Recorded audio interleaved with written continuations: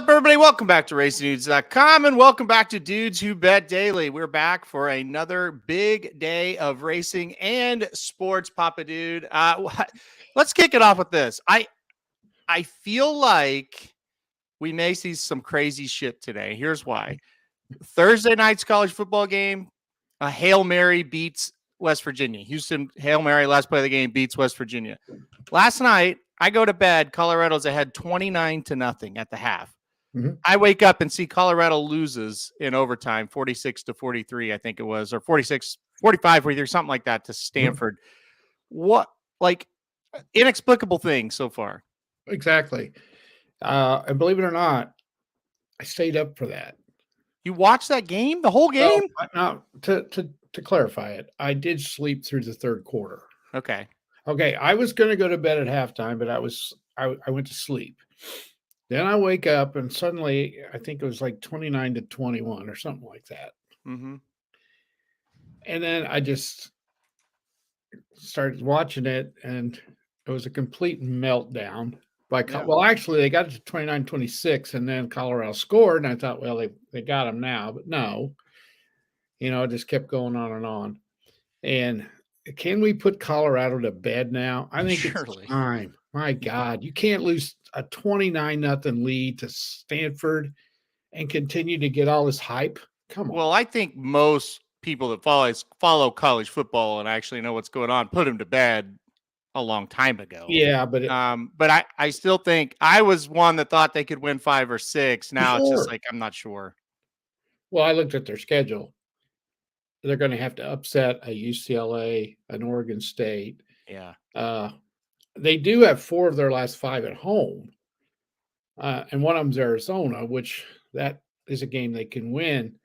But now here's the deal. Is he going to be able to keep this bunch together? I don't know. Because he's got a bunch of transfers in here that don't have any ties to anyone but him. Mm-hmm. And it's going south in a hurry. Mm-hmm. And this is a deflating loss. And they could have got beat last week as well. So I don't know. We're going to see what's going to happen here.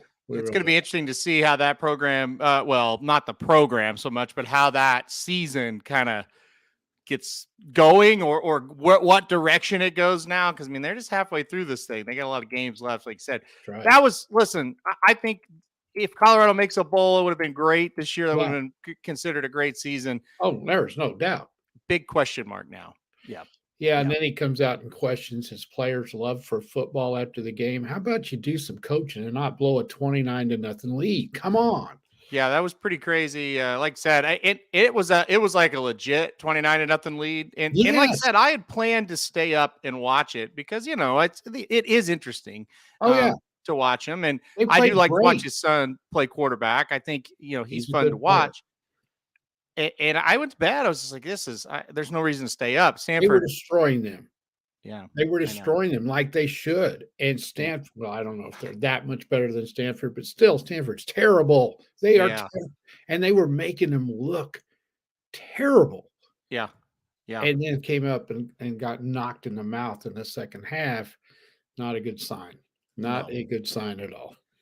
All right, but like I said, I think we could see some weird stuff today. It just kind of has that feeling. So let's get into it. Let's go to the big one first. Headgear game here. Of course, I'll put on either the Duck or the Husky here in about an hour.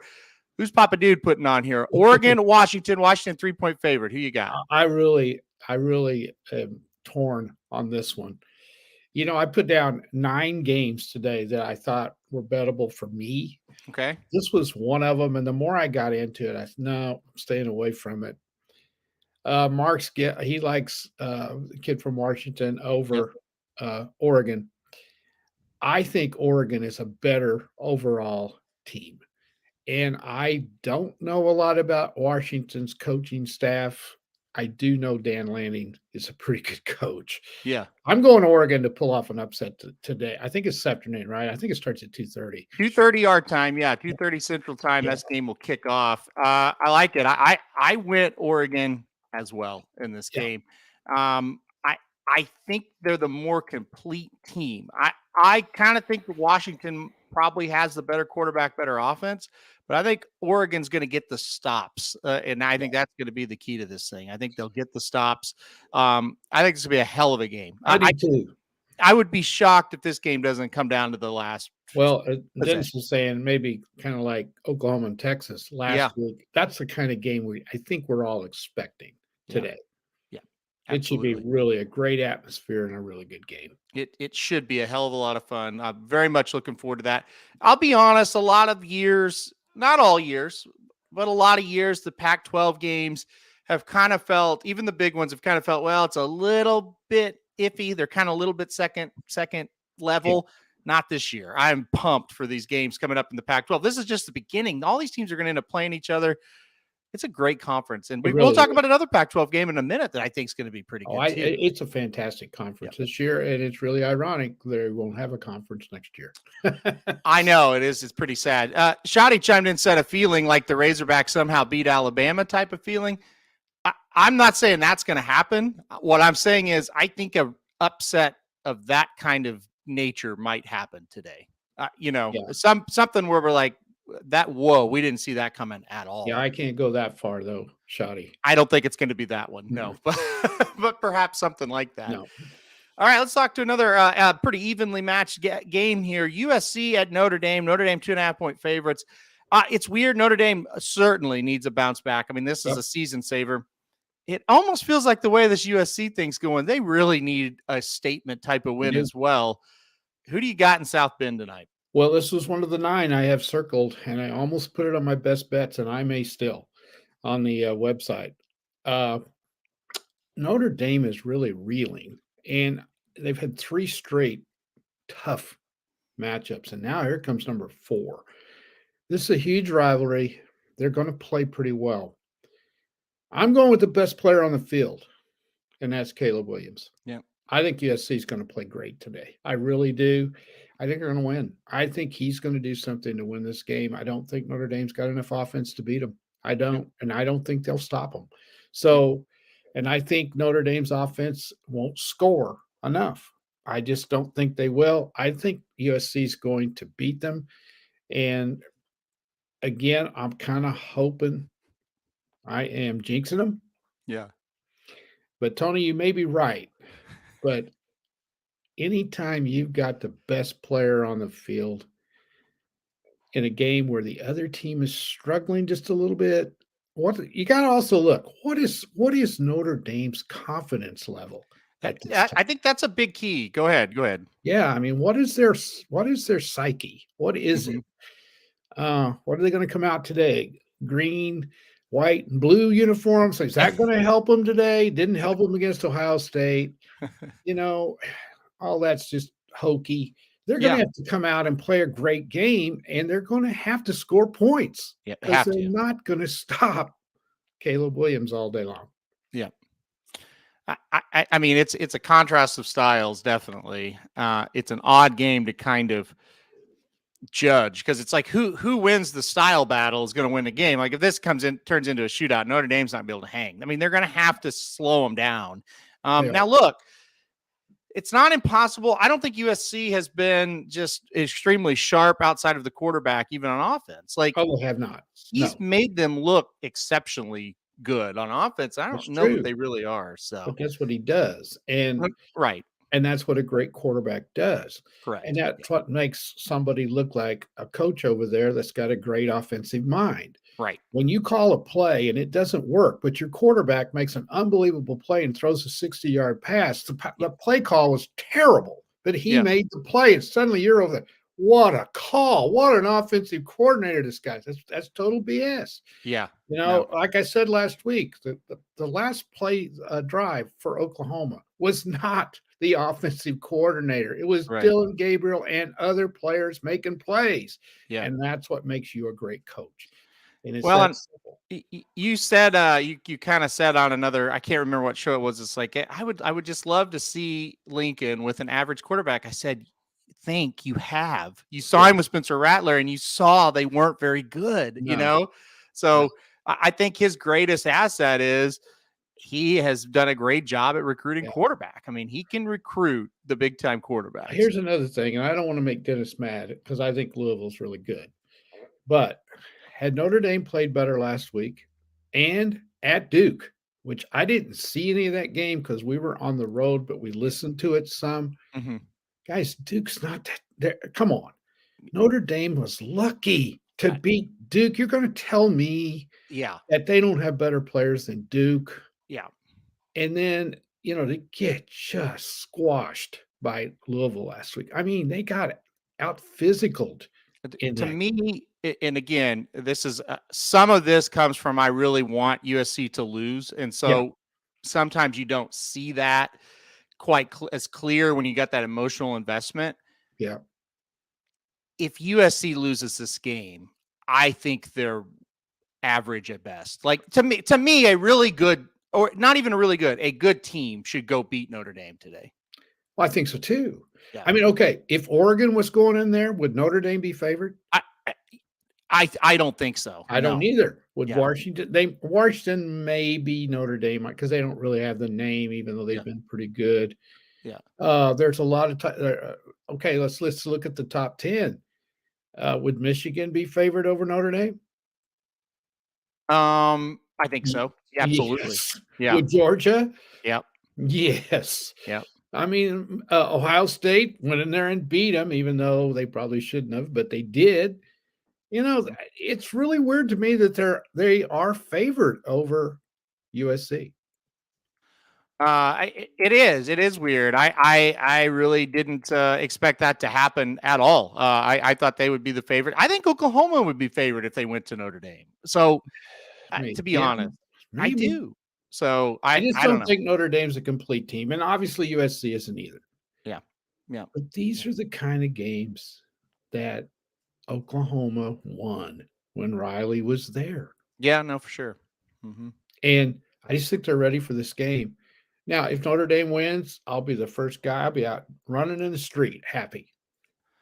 100%. I'm not gonna sugarcoat it. I'll be running up Miller Street here in Joplin, Missouri, cheering, and everybody want to know, what are you doing?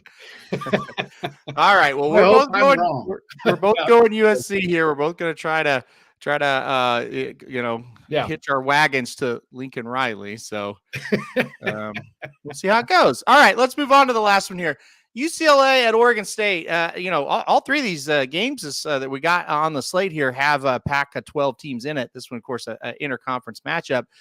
Okay, Oregon State 3.5-point favorite at home here against the Bruins. I think both these teams are in that we're not the very top of the Pac-12. We're definitely not at the bottom. We're in the middle, and we're trying to get to that upper part of the middle. What do you think is going to happen in this game? Yeah, you've got it right there. They're just a little bit below. These two teams are a little bit below the others. Yeah, probably. And the winner is going to have a chance to get with the others. Just going with the home team, basically here. Mm-hmm. I think if it was in UCLA, I'd go with UCLA. I think it's going to be kind of a slugfest. And when's the last time you said UCLA was going to be in a slugfest? That's really not their style. No. But they played that way this year. I'm going to go with Oregon State. That's a kind of a tough place to play when Oregon State's good, and they're pretty good. So I'm going to go with them to win. I'm going the same way because of the same reasons. You watch college football, you watch those games up in Corvallis, even Oregon State teams that aren't that good, when they're at home and they are hosting a good opponent, they give them problems. I admittedly never been to Corvallis, probably won't ever go to Corvallis. I just know from years of watching college football, that is a really, really tough place to go win a football game. And they're good this year. Mm-hmm. So they are. I think on a neutral field, I like UCLA to beat Oregon State. I don't think they're going to beat them there in Corvallis. So same way. Be a good one, though. It will be a very good game. And a game that if you are on UCLA, I don't have anything against it, really. I think it's a very close matchup. All right, let's get to racing, Papa Dude. We got a lot going on today for sure in the horse racing world. Kind of a sneaky good Saturday after maybe what, you might have thought, it's going to be a little bit not so good today. Yeah, not the case. Pretty good Saturday of racing.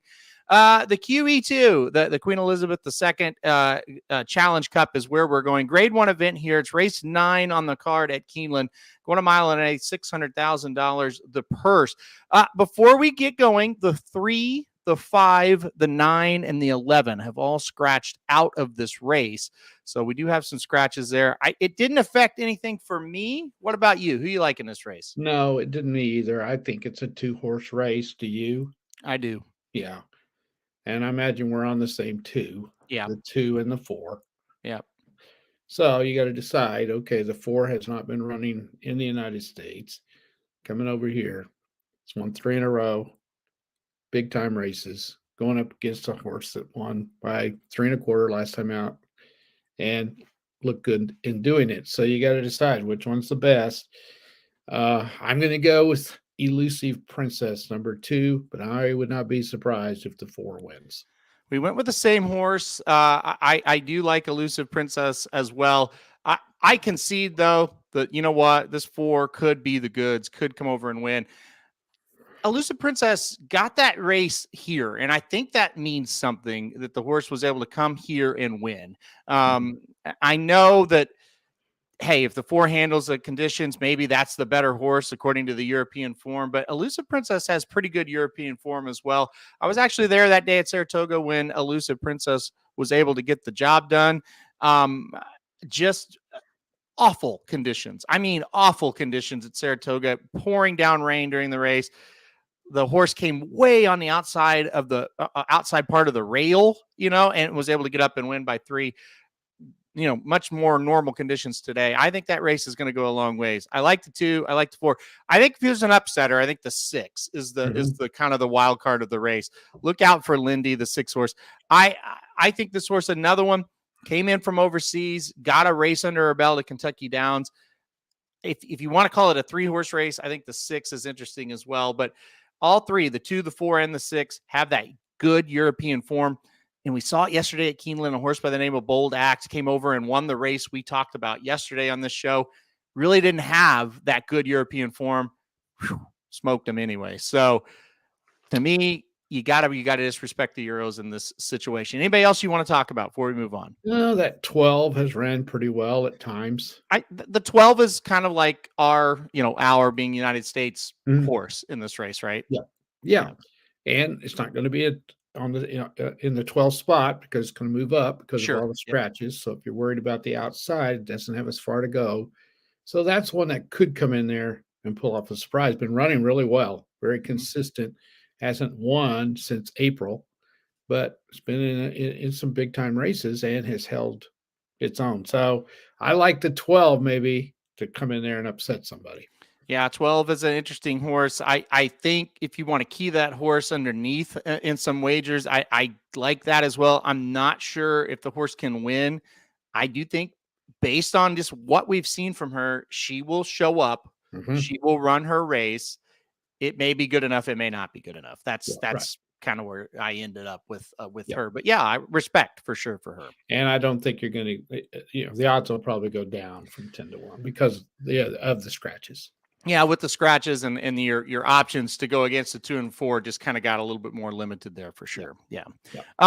Let's stick with Keeneland and let's do Magic's best bet. He's not here, but he does phone in a best bet today. He's going to go to the next race, Keeneland race 10 on the card. So if you want to pair this horse up in doubles with the race we just talked about, the race today, he's going first mission in the 10th race today at Keeneland. I believe he's got this horse singled in his pick 5 as well for the Magic Mike show. That's a big field as well that got scratched down. 5 horses have scratched out of that 10th race at Keeneland. You know why? Because the 1 entered the race. And I'm sure when they had the entries for this race, they did not think a horse like First Mission would show up. So a lot of these horses opting for better spots, easier spots. Kevin B says First Mission off odds. I think that's going to be a problem because I didn't say anything to him. I was like, I think that horse might be pretty short.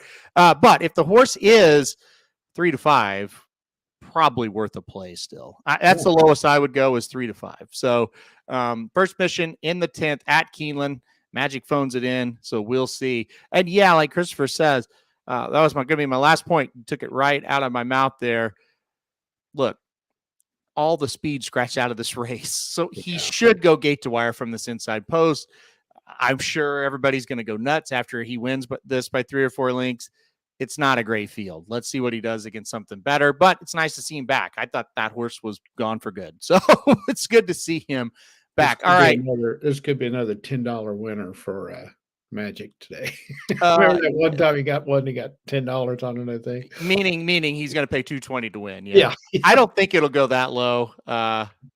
We'll see. I don't know. It's one of those things, it's I know. He's sent it over. I'm not going to argue with him. So no. Let's go to yours. Let's go North Carolina -2.5. Tell us why you like the Tar Heels.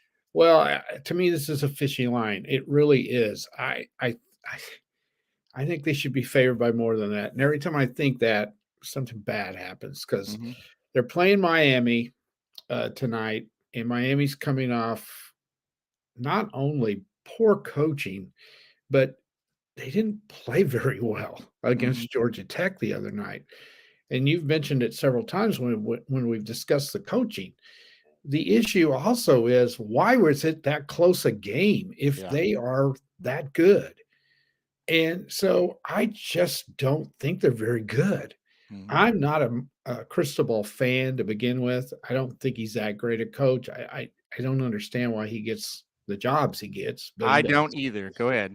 Yeah, he's been at Oregon, didn't really do a whole lot there. That program was not that good when he was there. And then he gets this job, which I don't know how good a program Miami is. I think it used to be. I don't know that it'll ever. I don't think it's that good. So anyway, they've got to get over that game. And when I say they, I'm talking about the players. Yeah. And this is one where you look at your coach and you go, what in the hell were you doing?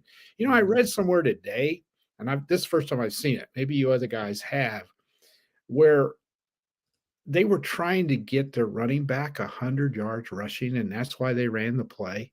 I haven't heard that, but that's crazy. I saw that today. Yeah. And I'm thinking, oh my God, is that what you're all about? Getting your running back 100 yards? Maybe that's in his NIL contract. Who knows? Yeah. You get so many, we don't know what's going on with this NIL stuff. I don't know whether you heard Mark Stoops' comment this week after he played Kentucky. You guys, if you want to beat Georgia, you better start ponying up some money for your NIL. That was pretty funny, I thought. Yeah. But anyway, it was a dumb thing to do. And to lose a game like that, it's got to affect you. And oh, by the way, North Carolina is pretty damn good, and they have a very good quarterback. I just think if they don't turn it over, they're going to thump them tonight. So this one, from the first time I saw him, by the way, it was 3, and now it's down to 2.5, which even scares me more. But I got to go with North Carolina. Mark mentioned a while ago too, Wyoming is now an 11.5-point dog. It was 10. I thought that was too many, and now it's 11.5 at Air Force tonight. Wyoming is pretty good. They just beat Fresno State, which was the best team in the Mountain West. Air Force has played nobody. This is a big rivalry game. 11.5? I think that's too many. It seems like that's too many points. I'm with you. Now, I guess kind of the argument, like, well, this is that hey, tough game after tough game after tough game. We talked about Notre Dame. You could say that about Wyoming and their division, their level. My goodness, they've had some tough ass games this season. The difference is they're winning. Well done. I know. I'm with you. I think Wyoming is 1,000% the play. I'm just being like devil's advocate. Maybe that's where you kind of look at it and go, maybe they might struggle. I could be a little tired. They could be.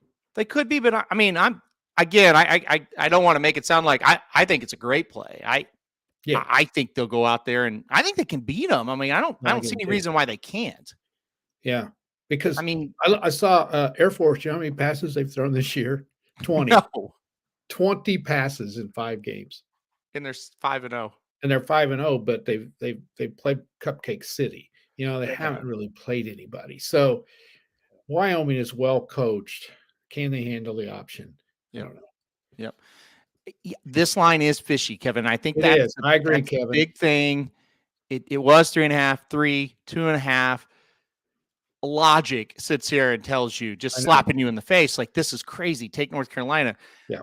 The one thing I'll say, and again, I'm not betting this game because of what Kevin's saying. Mm-hmm.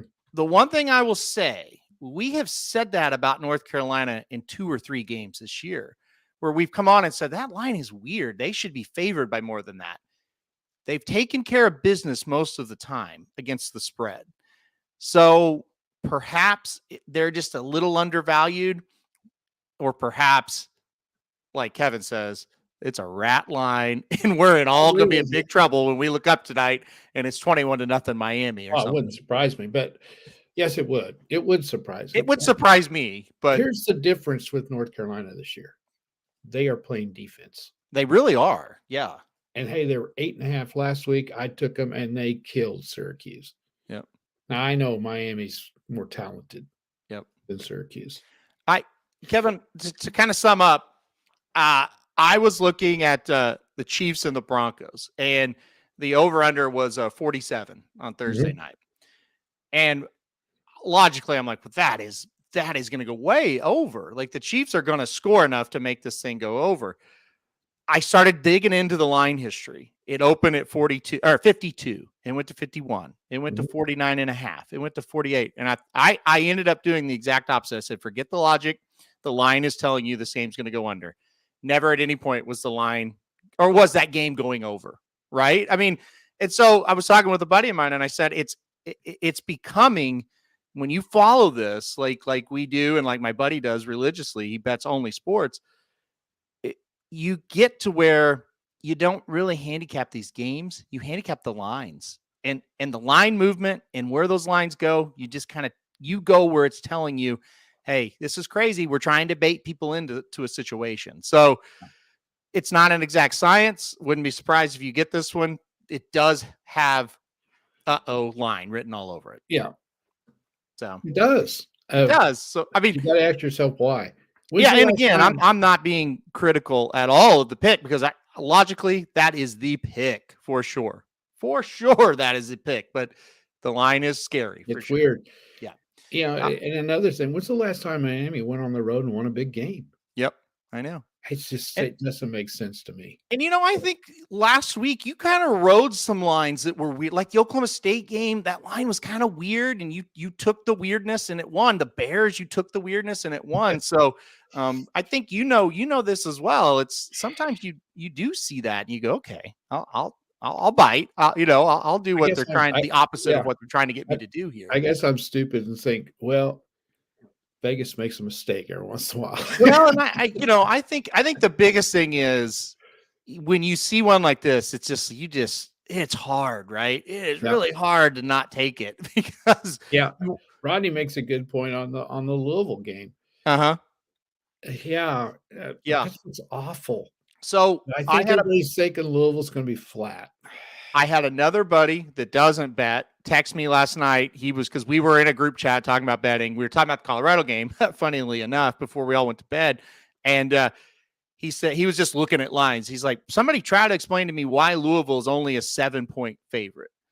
And I said, I don't know, but you better take Pitt. You better take Pitt, because that line is weird. all kinds of smelly. So yeah. Maybe we ought to just have a show one of these days and let's talk about this kind of stuff, because everybody loves to talk about this. The other one, what do you guys think about Tennessee? What is that one? They're 3 over A&M. To me, they should be favored by more than that. I don't know how you guys feel. I just think A&M's going to be flat today. You can't be flat going into Knoxville. And Tennessee's had 2 weeks to get ready. I just see Kevin's going A&M. I'm A&M all the way. Are you really? Because of the lines. Like I said, listen, I sit here and I watch baseball sports and horse racing all day. There's no logical way, after I've seen A&M and I've seen Tennessee, that A&M should win. I agree. But the line tells me A&M's going to win. Yeah. I mean, that's just it. And honestly, like with Rodney, there's no, I picked USC. The line kind of tells me Notre Dame's going to win. because it just doesn't make any sense to play Notre Dame as a favorite against USC so that'll win. I mean, I know. It's crazy. I know. You sit and you watch these games and you think, God. And then, when you see these lines, you can't figure them out. So, Yep. I bet Rutgers today. What do you think about that? Who they? I don't even know. I didn't look at that game. 3-4, something like that, over Michigan State at Rutgers. I mean, shouldn't they beat them? Well, that's what I thought. I agree. I agree. I like that one. I've never bet Rutgers football in my life. Well, today's the day. All right. Oh my goodness. I'll do it quickly because Kevin, why don't you just make me look terrible? Kevin's against everything you're doing. Papa Dude, why are you guys and I are friends? I didn't even give my best bet. I'll do it very quickly because we got to get off. I got a ton of scratches to do at Keeneland. I'm going to go Santa Anita Race 4, number 5, Super Chief. I just think this horse is better than the rest of this crew today.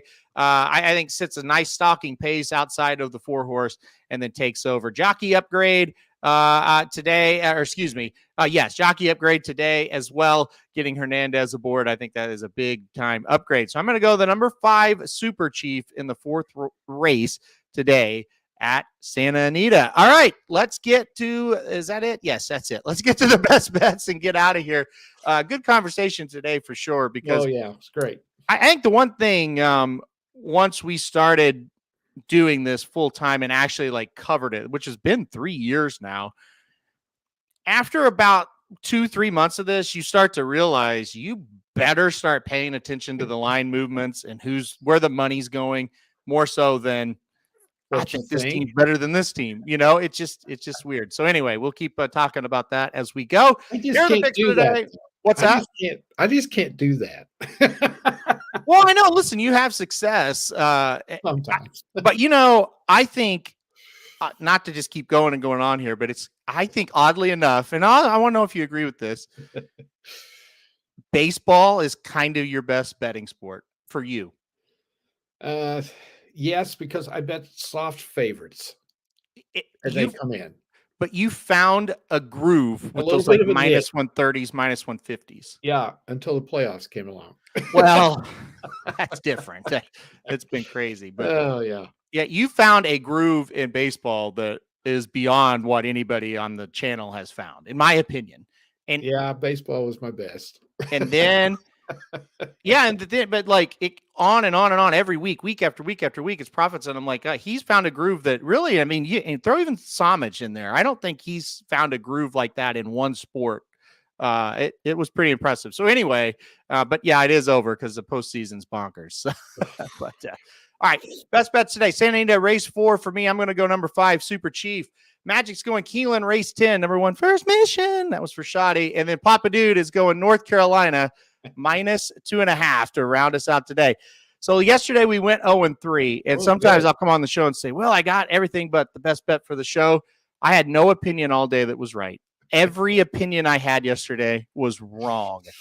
Absolutely, unbelievably the worst day for me gambling yesterday. Just couldn't get anything right. October 13th. That's it. You know? So anyway, we're going to bounce back today, though. So, all right.